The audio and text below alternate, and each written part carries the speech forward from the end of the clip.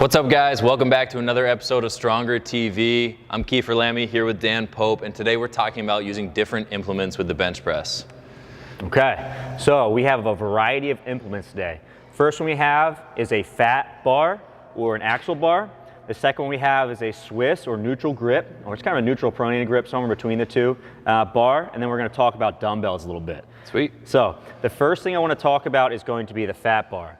Now, the fat bar is great for people that have wrist pain. And it's a little tough to see from this angle. Like I said, this is an axle, but we're going to have Kiefer set up and do a few repetitions here. I'm going to show you what's going on at his wrist and why this is a nice variation for people that have wrist pain.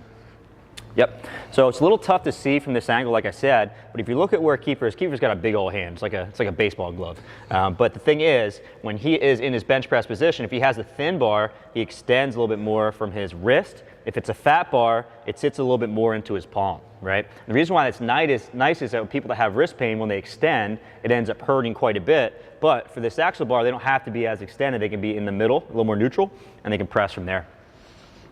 Bang, PR. Now, Dan, the other thing I hear people talk about with fatter grips is that it gets you like more shoulder activation. How much truth is there to that?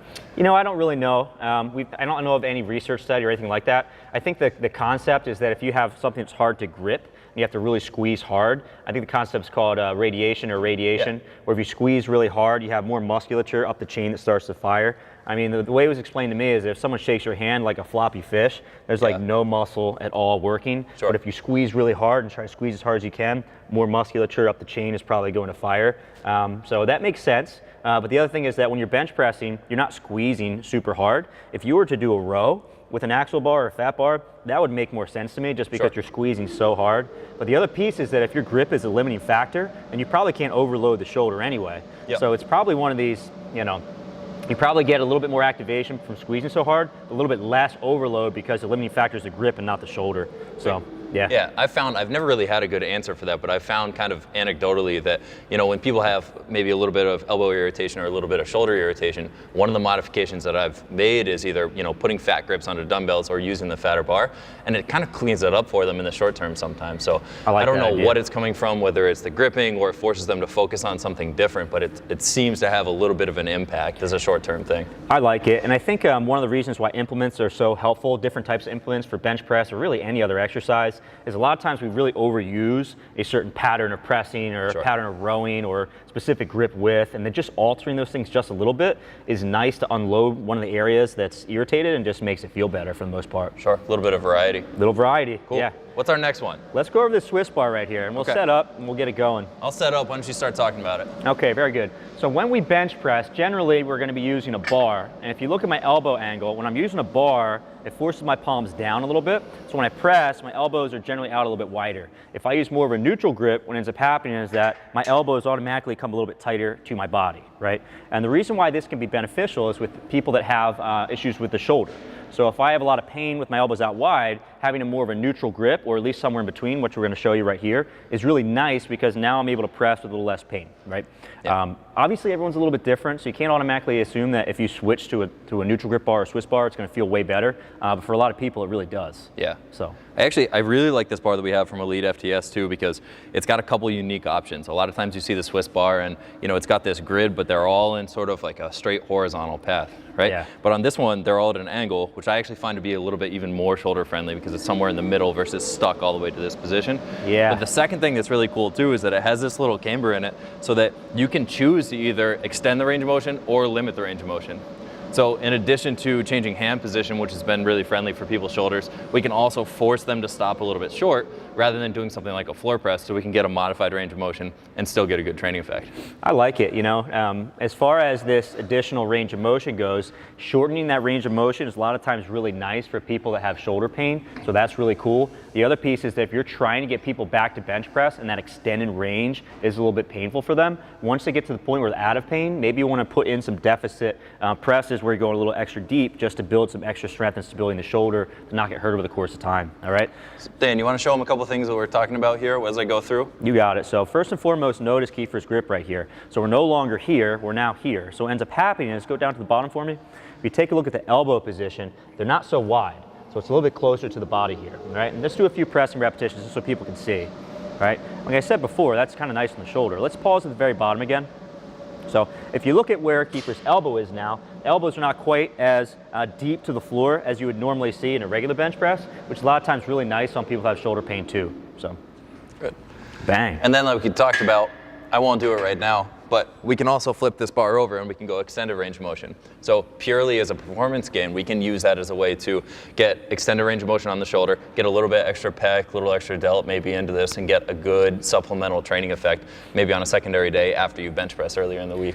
I love it. You know, extended range of motion stuff, a lot of times a little more time under tension, so the muscle's doing more work for a longer period of time. At least for me and a lot of individuals, where they get stuck on their bench press is on the bottom. So this is really nice to work on that too. Yeah. It feels great on my shoulder, so I love it as an accessory exercise to build that extra volume like you're saying without irritating the shoulder more. So. Sure. And I think the underrated thing too is that anytime you change implement or you do something different within your training, it forces the person to have to think a little bit more about it, and inherently forces them usually to go a little bit lighter and a little bit more tentative in terms of their tempo and stuff. Yeah. Right? So it's a lower intensity thing, it's a kind of lower threat, it's a way for you to get more training effect, but without having to adjust people's intensity or volume, it just inherently does so. Yeah. So you get kind of that light day effect. Yeah, kind of novel. Yeah. The one thing I did want to mention too before I move the dumbbells is what's going on in the wrist when you're using more of a neutral grip, right? So if I'm bench pressing, one of the things that happens is that my wrist gets pushed back this way into radial deviation, they call it, as opposed to straight extension, okay? So when I am using a neutral grip bar, what's nice about this is it's not pushing my wrist here. It's keeping it more neutral, and I might have some slight extension, all right? So going back to the whole wrist pain idea, if you've got some wrist pain, a lot of times the Swiss bar is really nice for that too. So cool. Last one. Last one of the dumbbells. I got this. Okay. All right, so a few things about the dumbbells. For one, when you're using dumbbells, you can choose whatever kind of grip or elbow position that you like, all right? So if you have some shoulder pain by going a little bit wider with your pressing, we can very easily take that a little bit more neutral. If we want to be somewhere between the two, we can do that as well, all right? Let's go ahead and do a few presses just so you can see what we're talking about. So can you show me a few a little bit wider and then a few with the elbows a little tighter? There you go, because you can see from this angle where Kiefer's elbows are at, all right? And then let's go a little bit tighter there, very good. A lot of times all Kiefer is doing, he's altering where his elbow position is, but if you just alter the grip or where the dumbbells are facing, you can have the same effect. All right, and that's good for now, Keith. The other thing I tend to think about in terms of dumbbell work is that dumbbells are inherently a little less stable than a barbell, right? So they're gonna be a little wishy-washy, a little bit all over the place, a little bit harder to control, right? For one, because you're using dumbbells, we're working on improving any asymmetries. So let's say that one shoulder is a little weaker than the other, we're working on bringing that up by doing that. Right? Mm-hmm. The other thing that's kind of nice is that, like Kiefer said, this is kind of a sub-threshold type deal. When we're bench pressing, a lot of times it's a little bit more stable, there's more load to the shoulders, we're able to use more weight. When we use a dumbbell, we have to back off the load just because the dumbbell is a little less stable.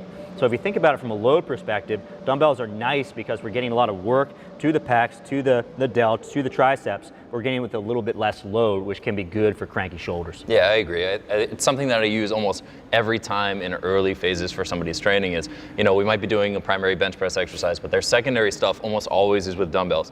And a lot of times I'll even do it, you know, single arm or alternating, because not only do I want them to have to kind of focus on stabilizing side to side, but I want them to do it one at a time so they can really focus on what's going on in the joint. They can really focus on the muscles. And again, it's at a lower intensity, so it doesn't have that same sort of stressful effect. You got it. I love dumbbells, something about them. It's real nice, yeah. Well, cool. So now you guys have seen it, 3 different ways you can modify your bench press, either from a health perspective or from a performance perspective if you intelligently put them into your programming, right? Got it, yes. If you guys like this, please like, subscribe to our YouTube channel. It really helps us out. All right, we'll see you guys next time.